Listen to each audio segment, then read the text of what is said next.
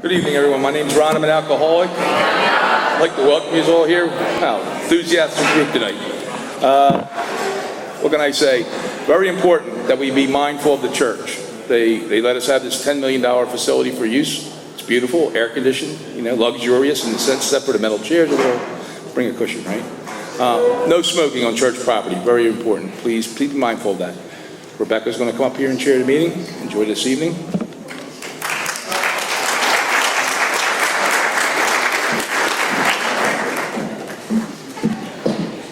Hi everybody, my name's Rebecca and I'm an alcoholic.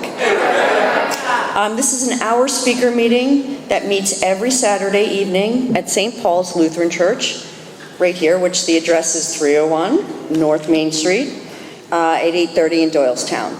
The business meeting for this group meets every Saturday at 7 p.m. It's from 7 p.m. to 7:30 right here. The purpose of this group is to provide a consistent message of hope and recovery through God reliance and service to others, through the practice and teaching of the 12 steps. We record all speakers so that others may benefit from their message of recovery. If you wish not to be recorded, simply ask. This is an open meeting of Alcoholics Anonymous. The group would like to welcome everyone, especially newcomers. Is there anyone new or from out of town that would like to introduce themselves with their first name? Yes, go ahead. Yes. Hey, Dan, welcome. My name is Steve. Steve, welcome. Welcome. Hi, Rachel. I'm an alcoholic. Hey, Rachel, welcome. Hey, Ron, welcome. Hey, Jimmy, welcome. Anyone else? Nope. Okay. Yes. Well, oh, I'm sorry. Bill, I'm an alcoholic. Bill, welcome. Anyone else that I maybe have missed? No. Okay. The Conscious Contact Speaker Group encourages sponsorship. Would anyone with working knowledge of the 12 steps and is willing to sponsor, please raise your hands. Yeah, look at all that. Woo! Awesome. Are there any announcements for the good of AA? Anyone with announcements? No. Okay. We have meeting lists and big books on easy terms. Please see me or any home group member after the meeting. If you cannot afford a big book, the Conscious Contact Speaker Group will give you one at no charge. Anyone willing to make donations for the purchase of big books and CDs, please help those who can't afford them. Please help those who can't afford them can put donations in the jar on the table, marked big book and donations. I think that's in the back of the room there. If you would like a CD of any speaker, past or present, see me or Ron before or after the meeting. They are available free of charge. And I'd like to ask Holly to come up and read the preamble.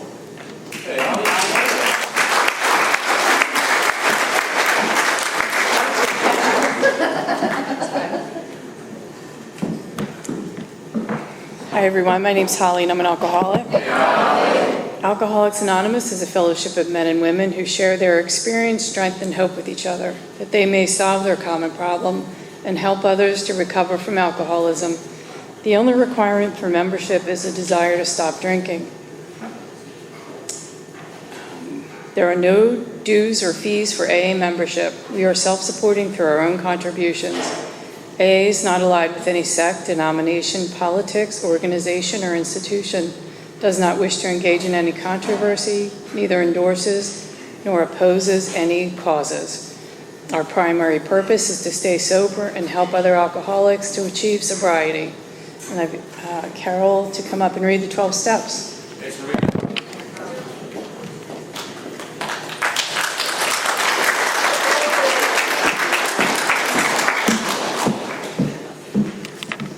Hi everybody, my name's Carol and I'm an alcoholic. The AA 12 steps of recovery. 1, we admitted we were powerless over alcohol, that our lives had become unmanageable. 2, came to believe that a power greater than ourselves could restore us to sanity. 3, made a decision to turn our will and our lives over to the care of God as we understood Him. 4, made a searching and fearless moral inventory of ourselves. 5, admitted to God, to ourselves, and to another human being the exact nature of our wrongs.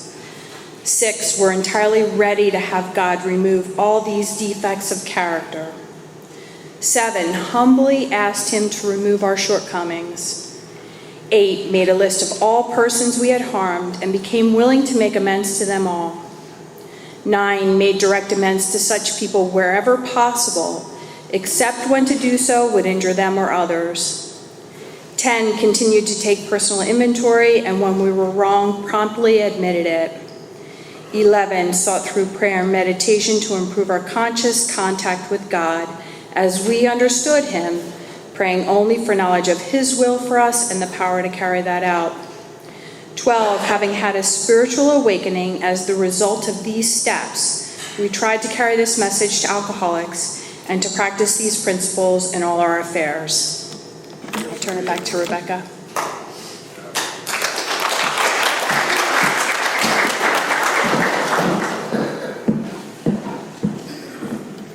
Okay.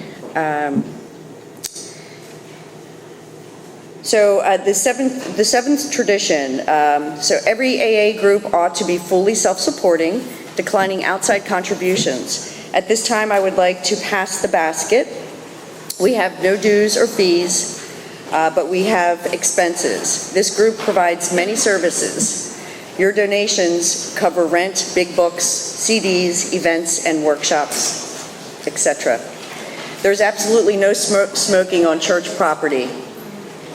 Please take a moment to silence your cell phones and limit movement during the meeting to avoid distractions.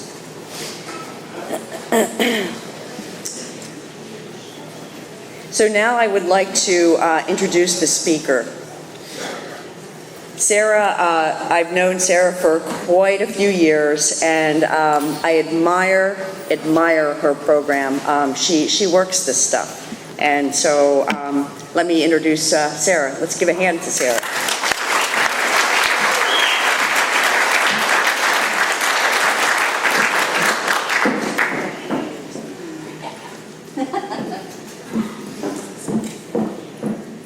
Hi, everybody. My name is Sara, and I'm a very, very grateful alcoholic. Hi, Sara. And oh my gosh, this place is on fire. It's awesome. I love it.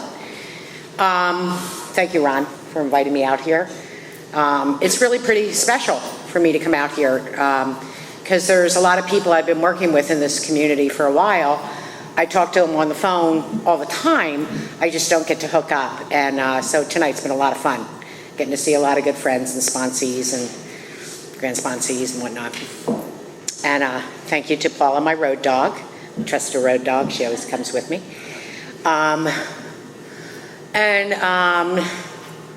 Let's see, what the heck is going to come out of my mouth? Oh, Lord. I'm so tired. I'm fueled up on way too much coffee, like since 10 o'clock this morning, and, just had to take it to the wall. I can't even remember my story right now, so this is going to be interesting. Anyway, I better stick with the basic criteria. A little bit of business, sobriety date. It's July 25th, 1997. I have a home group, the Shoey Big Book meeting in Shoemakersville, Pennsylvania, sort of close to the Reading area. We meet on Saturday nights as well at 7 o'clock. We are a Big Book group. We stay in the 164. We try to study it, share our experience, strength, and hope, always with an eye on the newcomer. And for people that have been around for a while and maybe haven't quite gotten the message yet or gotten sick and need to hear it in a new way. And we're really about that business. So I'm very much a fan of my home group, very much. Okay, so what I was like, what happened, and what I'm like now.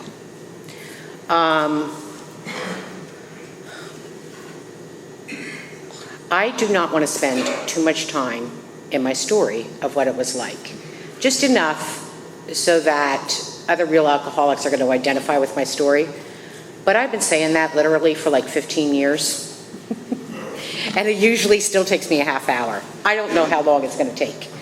But I'm going to start, sure enough, the very first memory is, it pretty much is always my first memory. I'm about 1 or 2 years old, and it's a summer night.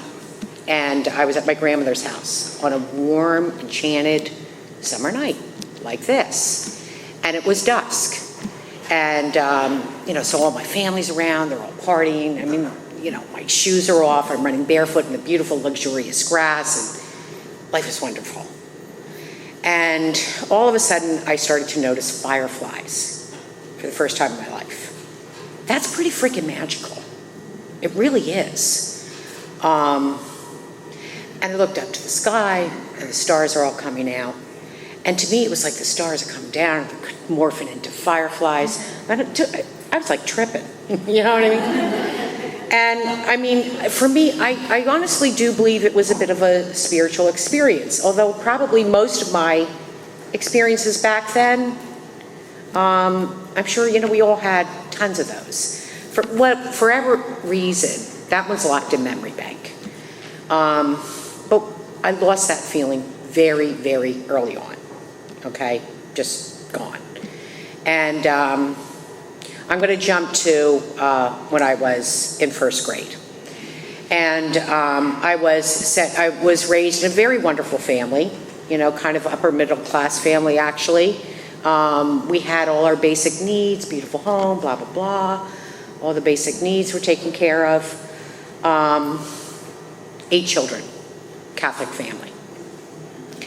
So I was sent to Catholic school. And if I don't get around to saying it, this is not the Catholic's fault. Okay? I am not the Catholic's fault. I'm not an alcoholic because of the Catholics. Sometimes I don't know how my story is going to come out.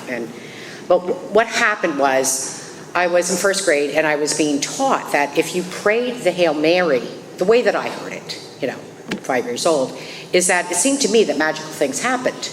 So I wanted to learn the Hail Mary. Like, yeah, who doesn't want to know that? Especially some beads that go along with it. Like, sign me up. So I learned this prayer, and my mom, one day I was home from school sick. And I don't know, I think there were 4 kids home, and my mom was 9 months pregnant with 2 children in the bathtub. And my one little sister was like, 2, and my other sister was a week before her first birthday. And my mom had stepped out to get some towels. And my little sister, that was a year old, slipped in the tub. And the next thing I know, my mom is absolutely frantic, and she is taking her into her bedroom and calling me. I'm the oldest daughter at that time, to come and help her. And it's just this very frantic scene. And what's odd is, and I don't know if my memory's right or not, but I mean, this is the way that I recall it, is that I somehow intuitively knew this was had something to do with death, which is very strange because I honestly don't think I actually knew about death yet. But I could tell something extremely horrifying was happening. And my mom said to me, go in the corner and pray the Hail Mary. And, as you can imagine, I prayed that prayer with the desperation and the purity of a child's heart. It doesn't get more pure or more sincere or more fervent than at a moment like that. And I was thinking to myself, my God, I know the prayer. I know the magic chant, And I'm fully expecting magic to happen. Whereas, in fact, a couple hours later, my mom and dad came back from the hospital and my sister had drowned. And that does not make me an alcoholic. But the reason why it always comes up in my story is because I thought it did. Who wouldn't drink? Okay? I started to become very afraid, very angry at this God that I'm just being introduced to. I unfortunately have 12 years my parents are going to send me to Catholic school. And I got a resentment towards them to beat the freaking band, okay? And I became afraid of my mom, It was an accident, but I did, So I started to get really jacked up. And as time went by, I always wanted to be like my older brothers and sisters and my older cousins. They seemed to be the ones that were having fun, And especially my cousins who didn't have to go to the Catholic school. They weren't wearing uniforms. They were wearing cool clothes, and, you know, I just so wanted to be them. And I was always coming up with ideas of things that would fix me, you know, because I'm just not feeling right in my skin. If you knew me well, I'm very, you know, usually extroverted. I'm very comfortable in my skin. If you don't know me well, I'm extremely introverted. And it seemed, so I was always trying to figure everybody out, like, everybody has the code here. It's like everybody seemed to know what they were doing, and I'm trying to fit in with y'all, and it's not, I pretty much hate you, basically. You know what I mean? Like, you know, I'm jealous of you, I'm mad at you, I'm whatever. And I'm just feeling like I need to be more like my older cousins. So, at any rate, I'm now in 6th grade. And I had this best friend, who was my best friend pretty much because she wanted to do the same things I wanted to do. And she let me be boss, so of course she's my best friend. I talked her into, I heard about this party that the public school was having. It was a summer night, and I heard about this, the juniors and seniors were having. And it was up in the mountains at the fire towers. There were supposedly gonna be hundreds of kegs, right? Just like, you know, 1,000 kids. And it just sounded like, oh my God. Now, keep in mind, we're in 6th grade in uniforms, all right? This is not exactly, you know, we're not exactly hanging with these people. But I just absolutely was convinced that this is the crowd that we need to meet. This is them. And somehow we gotta work this. Now with Ginny, I was totally comfortable. We're talking like 200, 500 strangers that I've never met in my life. Not feeling real comfortable, right? But I was very ambitious, and I was, you know, more ambitious than I was afraid. So I go to this party, and sure, I mean, it was incredible. I could, again, I know you all have this, you know, it's locked in memory bank, that first big party, man. So I go to the party, and hundreds of people around the keg, and I've never worked a keg, and I'm like, oh my God. And you like, there's something about the alcoholic, we like intuitively know things. We know we're people pleasers, we're chameleons, we know how to pick up your game and program ourselves. So literally like within 1 minute, I programmed myself to work that keg. I have it down, and I need to have it down because I got to convince these juniors and seniors that this is how I roll. So freaking ridiculous. But I pulled that like only we could, and it was perfect. And I'm just like sashaying away with my beer and feeling so awesome, but really I'm shaking like a leaf inside. And I drank that beer, and, you know, I'm like in 6th grade. I'm like about this high, 80, you know, pounds, if I'm even that. So, of course, like in a beer or two, I'm getting drunk. But that was my second spiritual awakening. So what are you in 6th grade? Like 12 years old? Something like that? Okay. I had not felt awesome in my skin since the fireflies and the, you know, watching the stars come down. And so it's been like 12 years since I felt comfortable in my skin. You know, that one registered.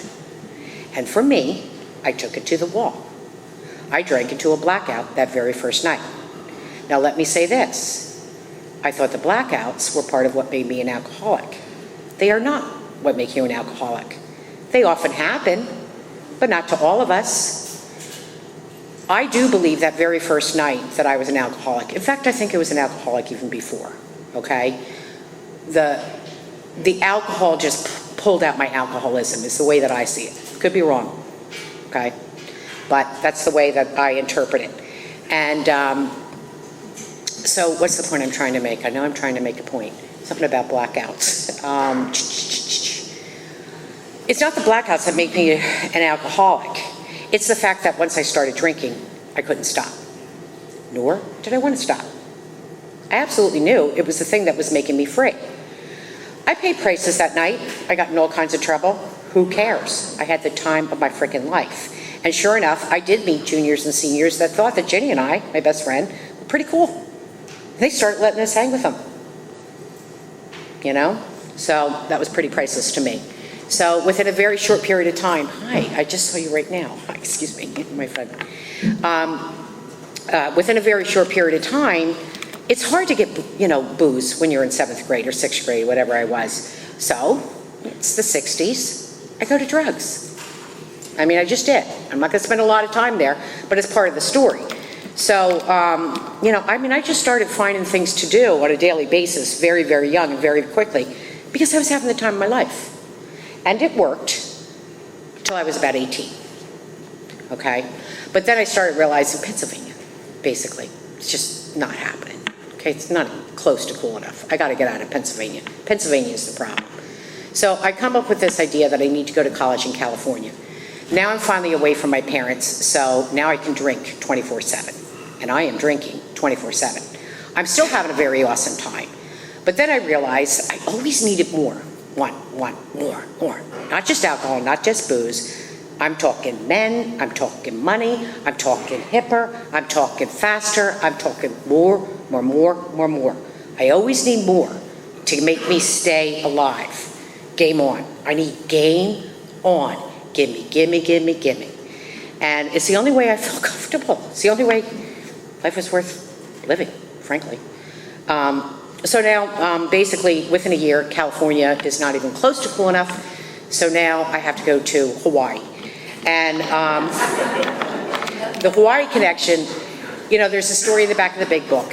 The guy says, he quotes Charles Dickens, it was the best of times, it was the worst of times. Well, that was my Hawaii. It was the best of times, and it was the worst of times. But let me tell you, I had arrived when I got to because what happened was a friend of mine was on a surf tour, and he had an oceanfront home on the North Shore of Oahu in the 70s. Let me tell you something, that was a very hip scene. I mean, just straight up, it was. Not too many people knew about it, and there were surfer boys from around the world. Oh my God, okay? Hottest, oh please. Mushrooms that grew wild everywhere. Maui wowie bud as fat as, it was sick. I mean, it really was. It was absolutely fantastic. But,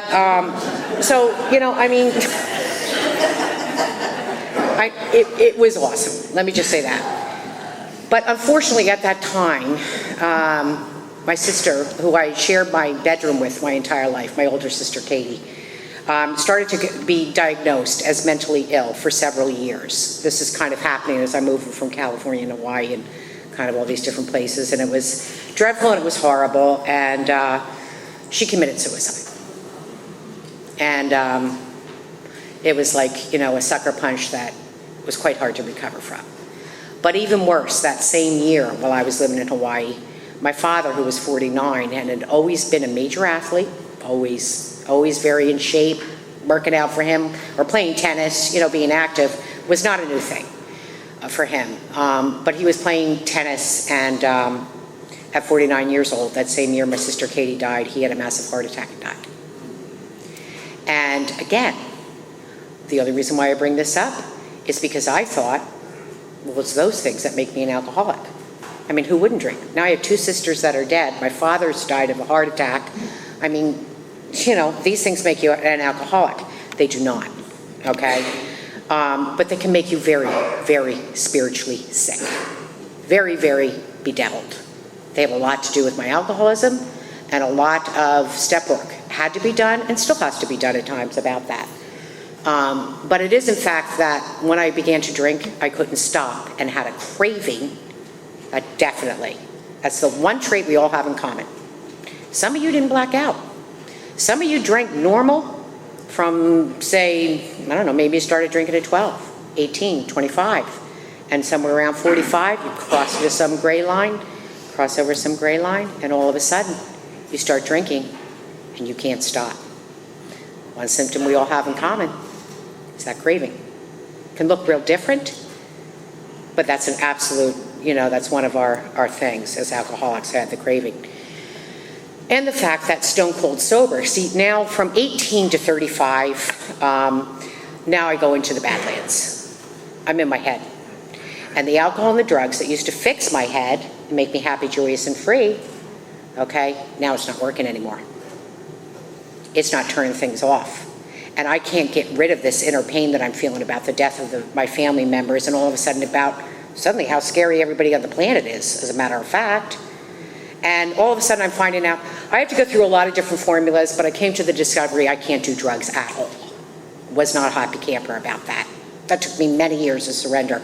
But I started to realize it was getting so ridiculously, the incomprehensible demoralization, no, okay? Could not take it anymore.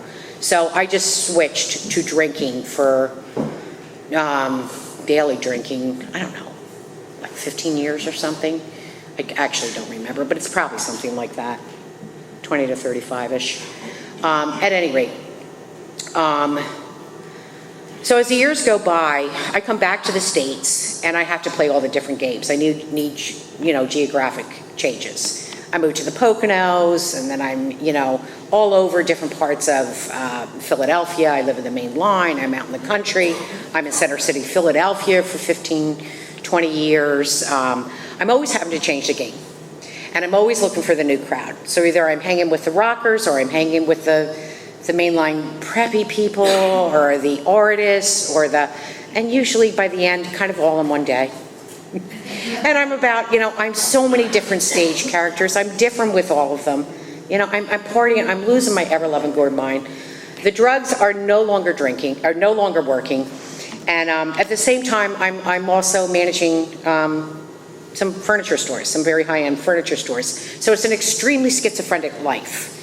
I was actually, successful in certain ways, but I'm collapsing inside, man. My head is going crazy. I'm afraid of everything. I'm depressed all the time. Like, it's just not happening. And out of the blue one night, I just decided I'm going to have to try to commit suicide. I'm kind of done. So that's what I did. Now, I just closed a huge deal in my office. And the next day, they find out I'm in the psych ward because I tried to commit suicide. That was a little embarrassing, let me just tell you, okay? But I was on life support in the work, so it was a serious attempt, and I was absolutely humiliated. But now I ended up in a psych ward, and it scared me, it really horrified me. But then I, kicked back a little bit and took in some of the people in the psych ward. I was like, yeah, I found my freaking people, man. This is like One Flew Over the Cuckoo's Nest heaven. I gotta get out of the work, man. I gotta get away from the man. I gotta hang with my peeps, So now I'm signing up for, the shrinks and the meds and the psych wards, and just like that, that's my new identity. I was quite happy with it. I was having the time of my life. But I had to take that to the wall, and of course that wasn't working, and it was just all crazy and chaotic for many, many years, and now I'm working with a shrink in Philadelphia. And in order to work with this shrink, you had to work with his therapist. And he had told me that. He said, well, obviously, you have some very, very serious depression. And you have, an anxiety disorder, generalized anxiety disorder, and it's quite severe. So, you're the kind of person that the only way that you're going to be able to treat your anxiety is if we give you benzodiazepines. And you're going to need 2 milligrams of Ativan 3 times a day, and 3 times a day, 2 milligrams of Xanax and Ativan as needed. Well, I freaking loved him. So now I'm drinking and I'm back on drugs, but at least this time it's coming through a shrink. But the problem is, I was a blackout drinker from the time I was in 6th grade. There are only about a handful of times in my entire drinking where I wouldn't black out. We're talking every single freaking night, just drinking. Give me the Xanax and the Ativan, you can imagine. I'm like blacking out, one hit and I'm blacked out. I mean, it was just insane. But at least it was kind of tuning out the pain in my head. So at any rate, I would continue to go to this therapist because I had to go to this therapist in order to work with this shrink and get these meds. And so I'm working with them for a couple of years. And all of a sudden this one day, I go in as per usual, and Amy says to me, the therapist, she said, I know what's wrong with you. I'm like, okay. Well, haven't you known what's wrong with me for 2 years? I got major depression and anxiety. Dude, I don't even get it, because she's all serious face. And she said, no, she said, I'm going to tell you something in confidence. She said that, in fact, will get me fired. I'm like, what the heck? She said, Sarah, she said, your problem is that you were a drug addict. You are now addicted to the medication that our psychiatrist has gotten you on. And you're an alcoholic. And your depression will never go away till you stop drinking, because alcohol is a depressant. And your fear is never going to go away until you get clean and sober. Okay? You just don't even know. Or maybe you do. I forget who I'm talking to. What that moment was like. But see, the thing that got my attention was that I knew that she would get fired.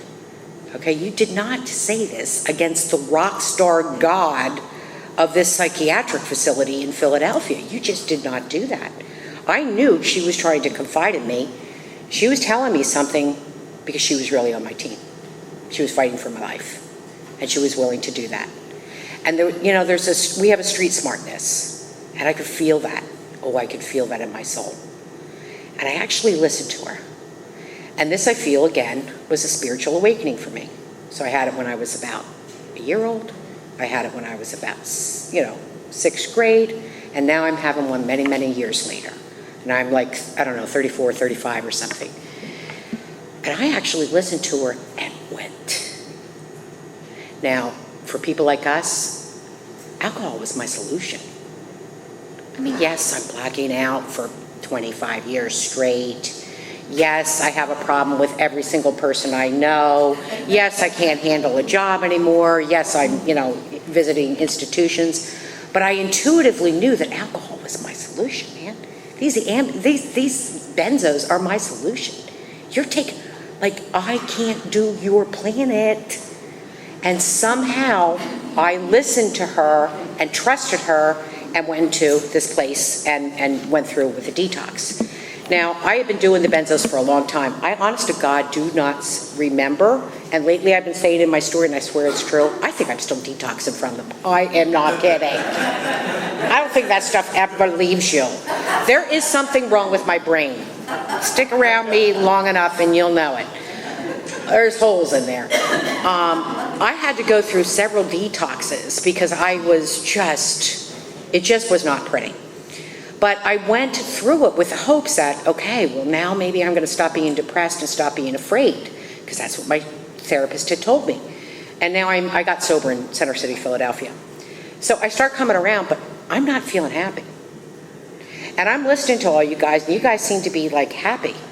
And I'm like, we're in basement dungeons, bowling, and sharing about how we can no longer drink.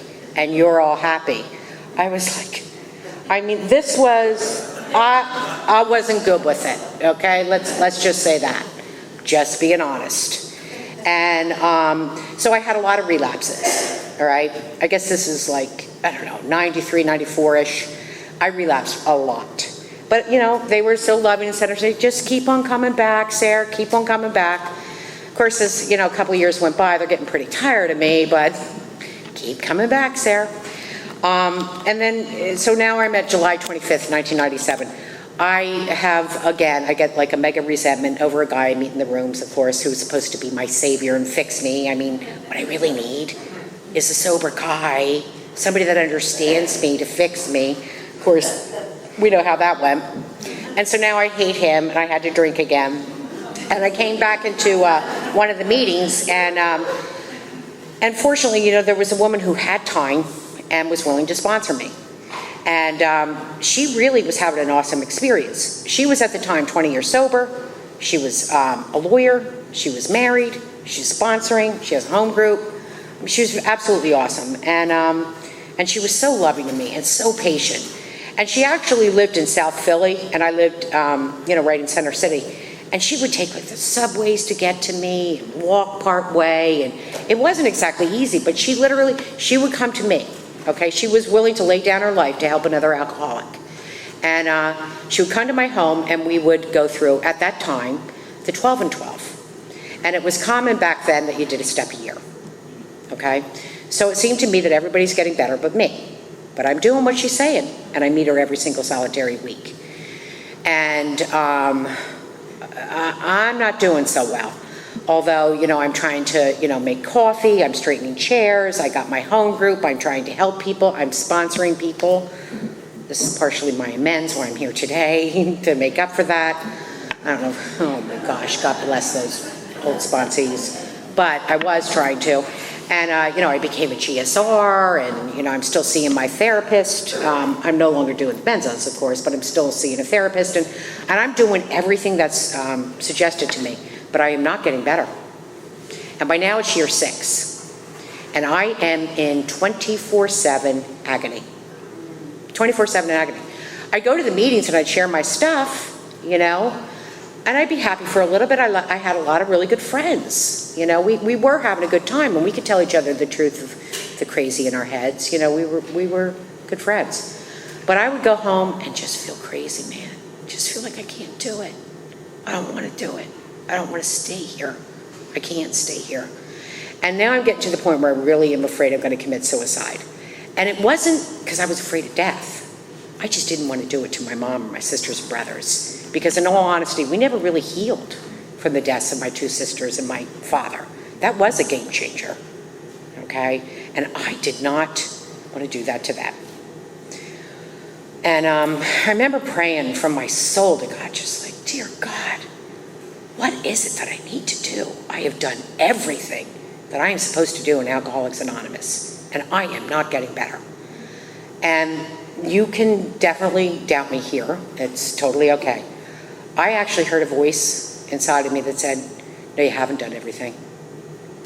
And I'm like, okay, what haven't I done? You never talked to Jim. I never talked to Jim? I didn't know exactly who he meant by Jim. Why would I talk to Jim? First of all, and Jim was an AA member, sober for 20 years. And was a big biker dude that would walk around with a big book. And he seemed to be telling everybody that we were doing it wrong. And I did not like Jim. Then, unfortunately, it was hot, so it kind of made it a little confusing to me. But,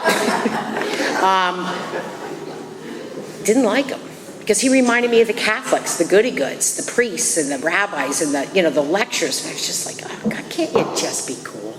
Really? Can't we just share stuff? You gotta really tell us like we're doing it wrong?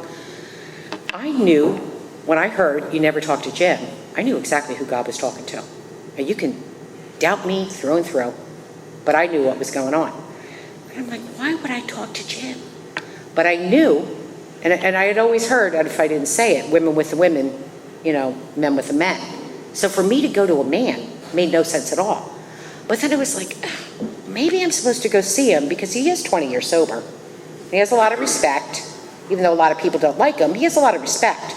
So maybe I need to talk to him to tell him about what's going on, because he has the authority, I guess, to tell me whether or not I need medication.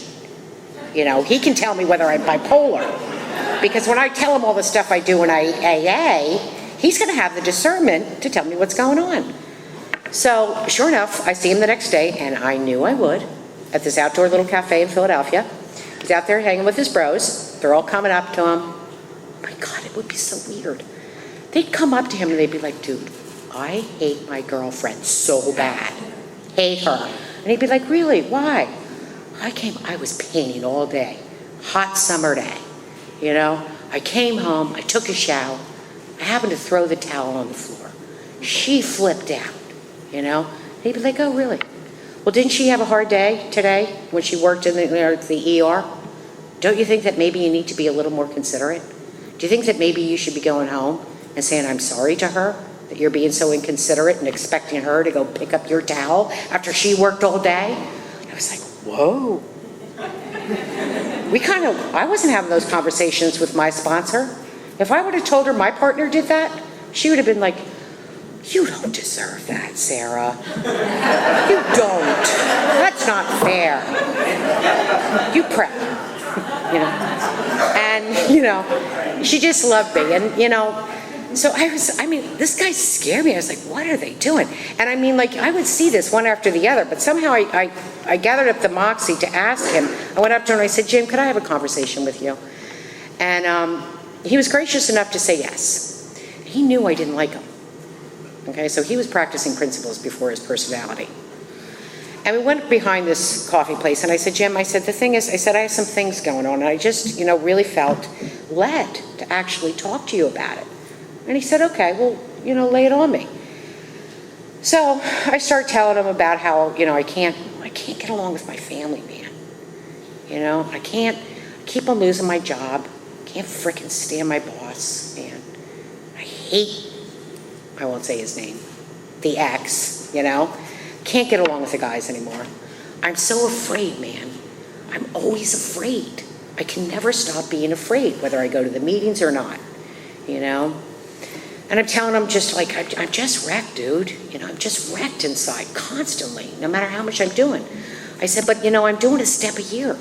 I'm working out of the 12 and 12. We've done a step a year. So I've really done it right, I took it slow. I went deep and slowly with this thing. Like I was serious. And I'm a GSR. I make coffee. I'm sponsoring people. And he's listening. This is a big guy, He's got his book, the hardback. And he's listening. He said, oh, really? Listening, nodding his head. I said, so Jim, I said, what's wrong with me? And he said, well, I know exactly what's wrong with you. And I was like, oh, thank God. I said, so what is it? And he said, you're an untreated alcoholic. I'm like, oh my God, please. I said, an untreated alcoholic? What are you talking about? I said, did you not just listen to what I said? I said, I'm a GSR, okay? Oh my God. Do I have to tell you this again? I've been working a step a year. I meet her every single solitary week. He's going on and on. And he said, Sarah, I want you to open up your big book. Or he goes, no, he had the big book. I wouldn't have been carrying a big book when I'm talking. I told you that I remember my story. He says, I need to ask you a couple of questions in my big book. And he said, so on page 52, he said, I have a feeling you probably haven't gotten this yet, even though I've been watching you for a long time in Philadelphia. He said, I think it's about time that I ask you a couple of questions. He goes, are you having problems in your personal relations, Sarah? Can you control your emotional nature? Are you prey to misery and depression? Can you make a living? And by that I mean like a living where like you kind of feel like you fit in the planet, like it's all making sense. Are you having a feeling of uselessness? Are you full of fear? Are you unhappy? Can you seem to be of real help to other people? I'm like, what are you? I went home and read my big book again. I was like, because I had been going to big book studies for a long time. I had never read that paragraph before in my life. What are you talking about? And of course, I mean, it's humorous for me to think back on it because I was like the ripest alcoholic fruit on the tree for another real alcoholic to grab. Oozing bedevilments, okay? And he's just picking me off and just, rubbing it in my face as to what's going on. I'm like, what are you talking about? And he said, Sarah, that's the unmanageability. I'm like, that's the unmanageability? I thought the psych wards were the unmanageability. I thought that not being able to have a job was the unmanageability. And he said, that's the exterior stuff. Okay, that's like, the iceberg, that we see outside of the ocean. He said, but that's not the unmanageability that Alcoholics Anonymous is designed to treat. He said, Alcoholics Anonymous is designed to treat the bedevilments, which is known as the spiritual malady, or the unmanageability. I'm like, are you freaking kidding me? That's alcoholism? Now, I had been around Alcoholics Anonymous for like 9 years until I heard that message. I had no idea. Back in the day, I mean, it might have been happening, but it didn't happen to me. I wasn't really qualified. Nobody had that conversation with me in the first hour of what an alcoholic is. In that first hour, in that conversation, he made sure that I qualified myself. We talked about my drinking. He reviewed it with me quite quickly. And we talked about how I had the craving, that when I started drinking, I couldn't stop. And worse, stone cold sober, after the terrible incomprehensible demoralization that would happen, I couldn't remember that. Or if I did remember it, the only thing that my head could lock in on So if I have a drink, I'm gonna have some ease and comfort. And I would always believe my mind. Sometimes it took a few days as the years went by, a few weeks, a few months as I tried to, stay sober, but I could never stay sober. I would need that relief. I believe my mind. And he helped me to understand that page 44 in here, or 46, I guess it is, talks about how it's those two symptoms that make us an alcoholic. He said, that's only the first half of the first step, though, Sarah. And you just qualified yourself. We just examined your experience. I'm not telling you anything. You're looking at your life, and you're telling me what's been happening to you. He said, but you never got the second half of the first step either, that your life has become unmanageable. And he said, and that's what the bedevilments is about. And he said, if you think that Alcoholics Anonymous is here to try to fix your brain, you don't understand anything. And I'm going to have to introduce you to what Carl Jung told Roland Hazard. There is no fixing the mind of an alcoholic, all right? It's broken, essentially. And your body is broken too. Like basically once you're a pickle, you ain't ever going to be a cucumber again. So AA doesn't try to spend any time fixing your brain or your body. End of. Sorry, you're going to die, or you're going to look for God. Like, oh my God. This is all happening in about an hour. And he said, Sarah, the only thing that Alcoholics Anonymous is designed to treat is the bedevilments, the spirituality, the unmanageability, through the remaining 12 steps. Steps 2 to 12 is to treat that. I cannot even tell you what that conversation was like for me. It was talk about God walking in. I was absolutely, utterly convinced that that voice that I heard last night was God, because I never understood any of this. I was like, oh my God, I'm an alcoholic. I'm suffering from untreated alcoholism. He said, Sarah, it never had to be this way. Do you understand that the first 100 went through those steps in a couple of days to a couple of weeks? He said, and I'm not here to make your sponsor wrong. I have a lot of respect for her. She's a wonderful woman. He said, but the problem is you are an alcoholic of the hopeless variety, and you are sicker sober than you probably ever were when you were drinking. I was like, well, hello. You're talking my language.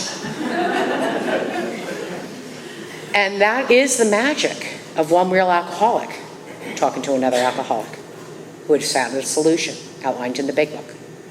And I said to him, dude, you have got to sponsor me. And he said, I'm game. We knew Philadelphia was not going to be cool about this. But God bless him. He was strong enough in God that he really didn't care. He really didn't care. And I was desperate enough that I was willing to do it. Really didn't care. No time for caring. I got to get well. So within a couple of months, we went through the steps that are outlined in the big book, and I had a massive spiritual awakening. Massive. And he made me go out into the streets, into the meetings in Philadelphia, and he made me carry this message within a couple of months. I'm like, I can't, I don't even know what just happened to me. I know you read it line by line. I can't do that. And he said, oh, yes, you can do it. Now, let me tell you something. This was a big dude. He was not going to play softball. All right. I had to do this. So he's telling me now I got to go into the meetings. So I start going into the meetings, and I start telling him the truth. And I'm pretty passionate about this. Okay, I'm getting some relief. My head's starting to get quiet, and I am on fire. I finally know what's wrong with me. And I finally know what the solution is and what I need to be doing. Now, I'm not real well. Okay, I'm probably more bedeviled than I was well, but I was on fire.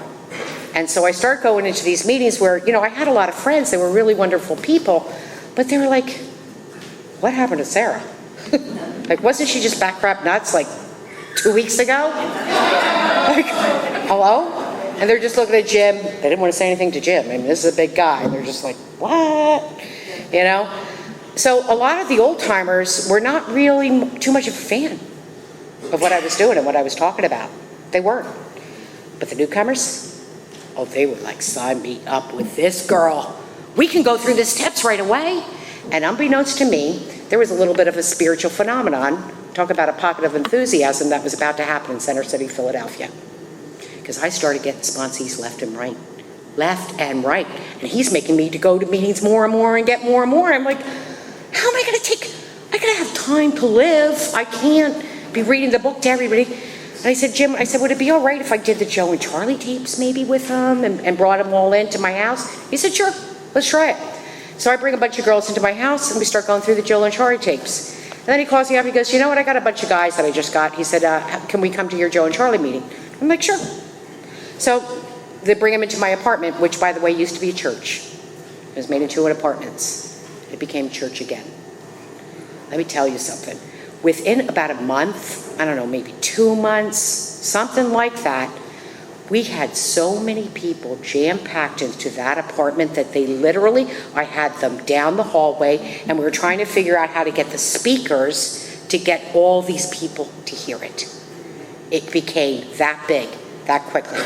Too big to even contain in my apartment, so I had to get my sponsee, who had a big apartment on Jewelers Row, massive thing, we brought it over there. And then in short period of time, it just became too much for that.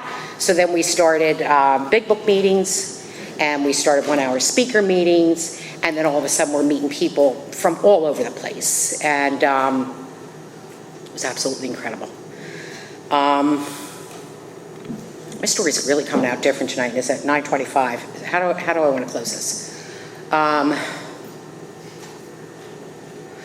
One of the biggest things for me, I mean, each step was so absolutely incredible, but one of the biggest things for me was to find out that this really was going to be about a spiritual solution, and this was really about God, and that I was going to find that God was within me, always was, always will be, but that I was just blocked off.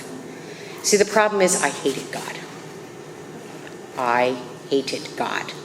Quite honestly, there was a part of me that was agnostic, a part of me that was severely atheistic. I just wasn't sure. And a little part of me that believed. Because like magical things would happen to me that you just couldn't line the Rubik's Cube up. You just knew something, you know?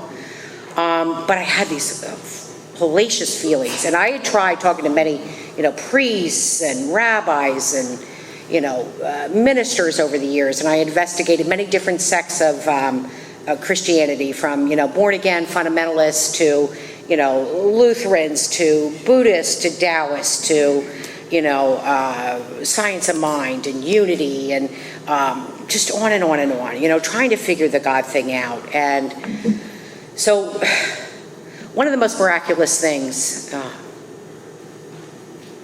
God melted the icy intellectualism. Bill Wilson and Sara S. See, I thought you had to get to God through addition. I thought I had to figure him out. Little did I know that it was my God of reason that was blocking him off. Little did I know that it was my honest doubt and prejudice that was blocking him off. God bless Alcoholics Anonymous and what God has shown the people in our history of how we can find him and experience him in us.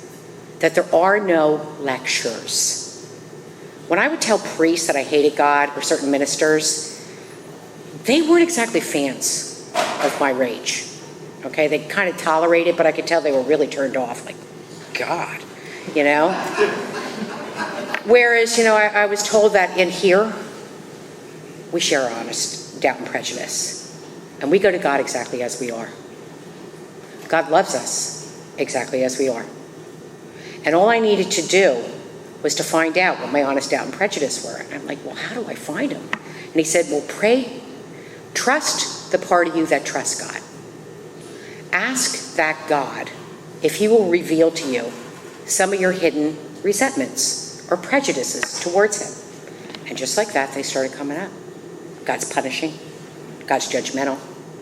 God's plays favorites. I had a whole bunch of them. And so, he just listened to these things. And he said, Sarah, I want to ask you a question.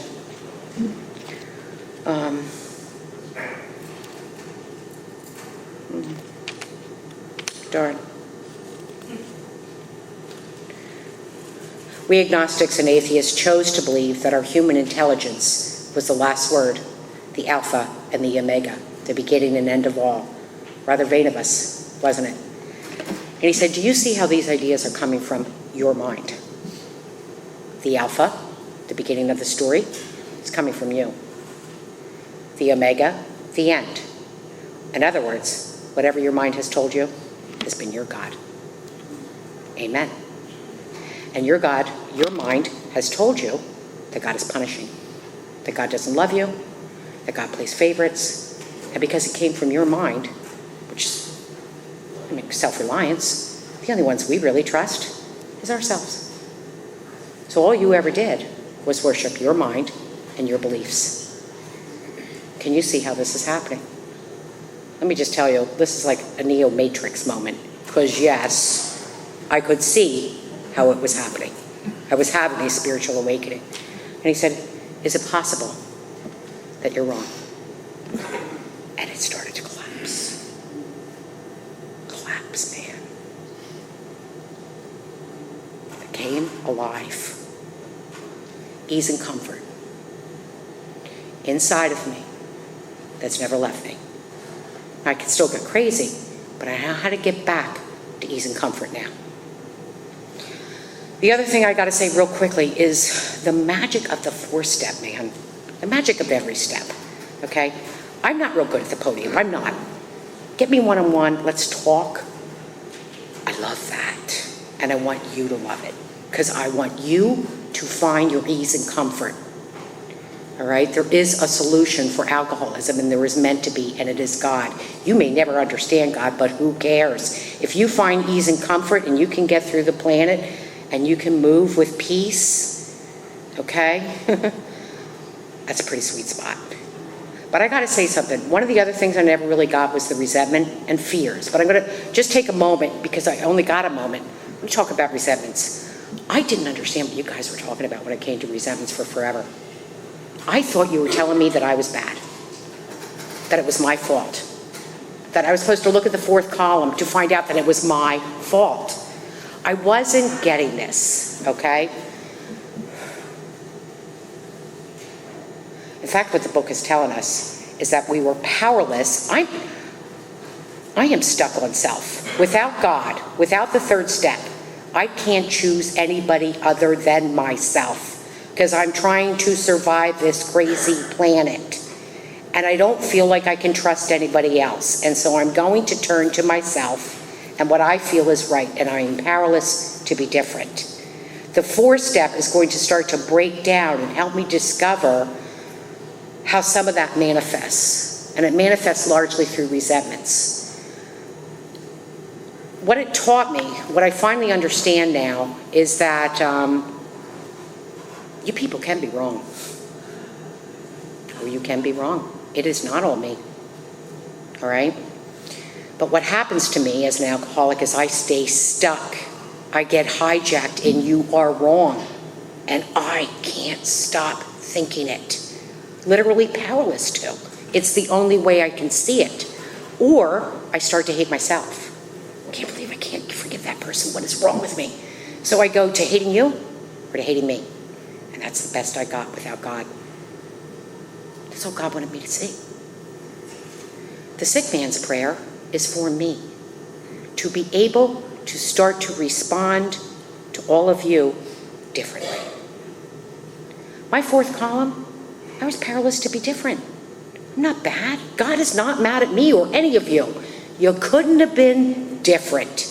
Period. The end. But God is here for you to show you a new way to respond when they are crazy. The problem is, when you were crazy, okay, the spotlight would end up on me, all right? Because I would act lunatically insane over your crazy. I would so outshine your crazy that you never had to take your inventory. Because I won the ribbon, I won the, whatever, the prize for ultimate crazy girl. I had really poor skills.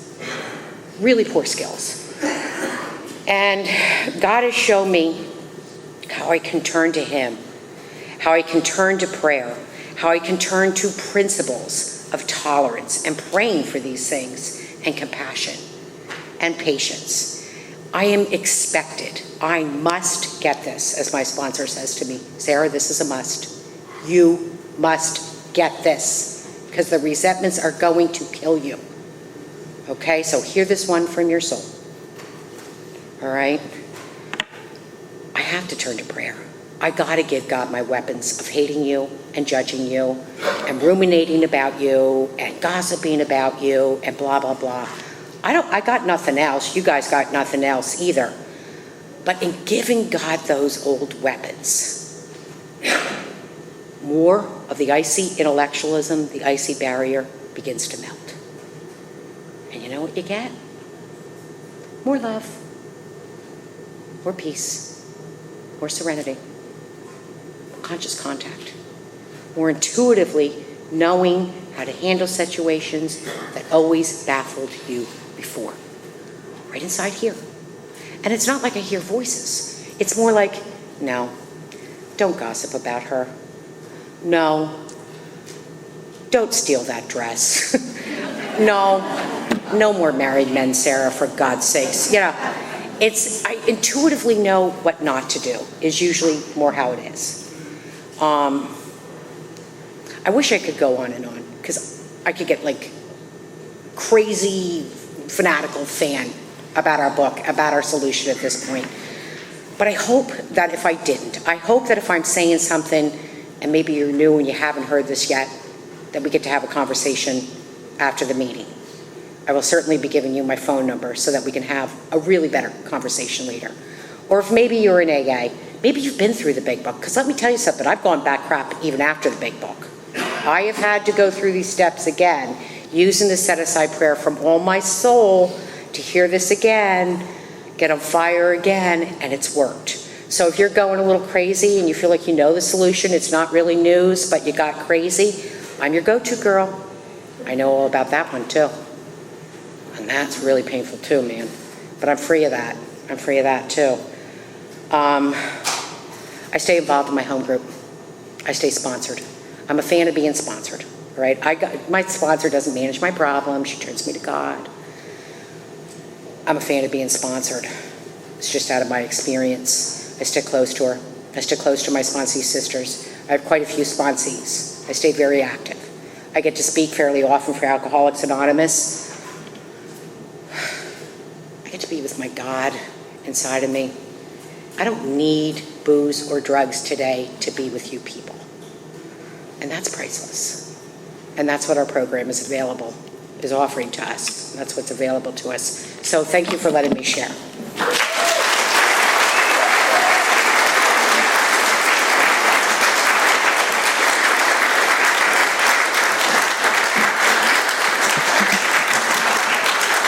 Let's thank Sara one more time. Thank you, Sara.